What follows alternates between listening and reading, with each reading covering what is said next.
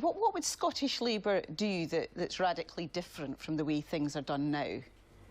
Well, I think someone said in your package that we should involve disabled people in that, and I think that's the best way of going forward to design a new system when these powers are finally transferred. But let's not forget, it's not just the 11 powers that are actually on the face of the bill, but we were successful in getting amendments adopted by the government that allows the introduction of any new benefit in a devolved area and to top up any reserved benefit. So to give you an example, we will make sure that carers' allowance is paid at the level of job seekers' allowance.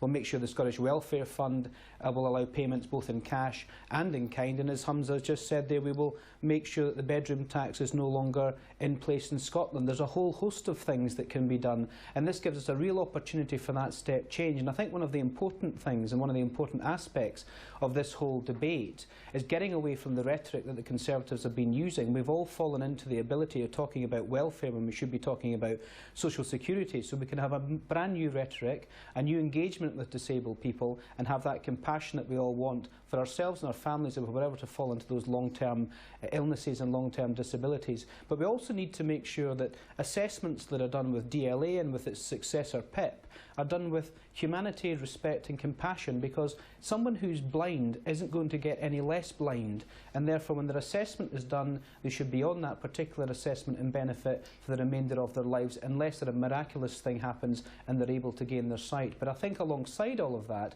and alongside that kind of example, is ensuring that people who want to go into work, and the vast majority of disabled people and people who have long-term illnesses, if they can work, they desperately want to work. And the new powers allow us to design a new work system that would support them back into the workplace and employment as well. OK. Well, Alex Cole-Hamilton, we heard complaints in the film about the lack of employment opportunities, particularly in rural areas. I mean, disabled people are already more than twice as likely to be unemployed than able-bodied people.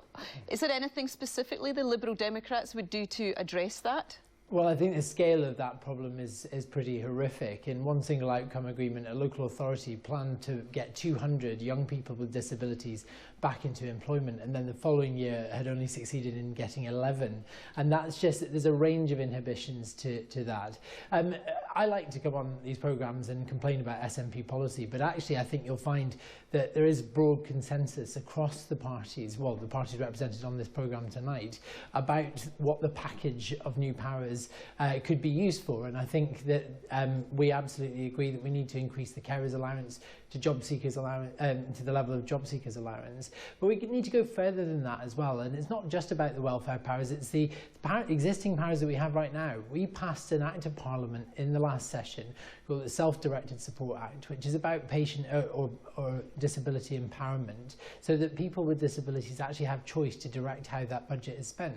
Now that is working well in some places, but there isn't just the service provision necessary to make that dream a reality. We need to do more to address that. But I think we'll find broad consensus across the parties on how we should use the welfare powers in this case. Well, broad consensus, as you say, but you heard Professor Spicker there in the pack say you can't make anyone better off without making someone worse off. So Hamza Yousaf, if you improve disability benefits, who's going to be worse off? Well, I suppose in one respect, those who are the highest earners in Scotland will be paying more in taxation than those south of the border. So you will increase taxes for those who... Well, what we won't do is make sure that the tax cut that the Tories are giving to the highest earners, that won't be happening in Scotland. So those at the highest level earning the most will be in Scotland. But is that going to be enough, do you think, to actually boost the disability benefits? You've made a lot of other financial promises. Sure, but there's a couple of things to say. One, our manifesto is fully costed, and you can find those costings in that manifesto. The second thing I would say is that we've been balancing the books for 9 years. John Swinney has balanced those books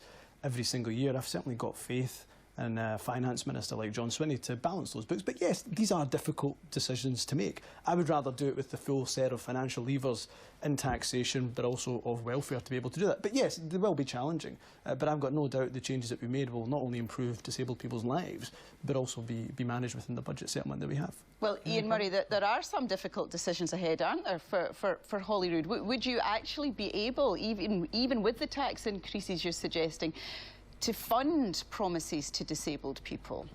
Well, Hamza Yousaf said there that he wanted to use the powers and taxation of the Scottish Parliament to raise more money, but is singularly refusing to use them, particularly with the introduction of the 50p tax rate for those earning $150,000 a year. And I think what's critical here, when we're talking about disability benefits and we're talking about the most vulnerable in society who need all our support through the social security system, that they rely on public services. And if we go down the route of not using the tax powers in Scotland that the SNP and the Conservatives are suggesting, we are just going into another 5 years of cuts. If we continue to cut public services and not invest in the future, it's the disabled, and particularly the disabled and most vulnerable in rural areas, that will lose out the most. If we just look at the example of education, if we continue to cut college education, that is a vital way for disabled people to get reskilled and back into the workplace, which is what they want. You can't do that on the cheap, and the SNP are offering no tax rises and no additional resources to be able to do that. I need to bring in Alex Cole-Hamilton.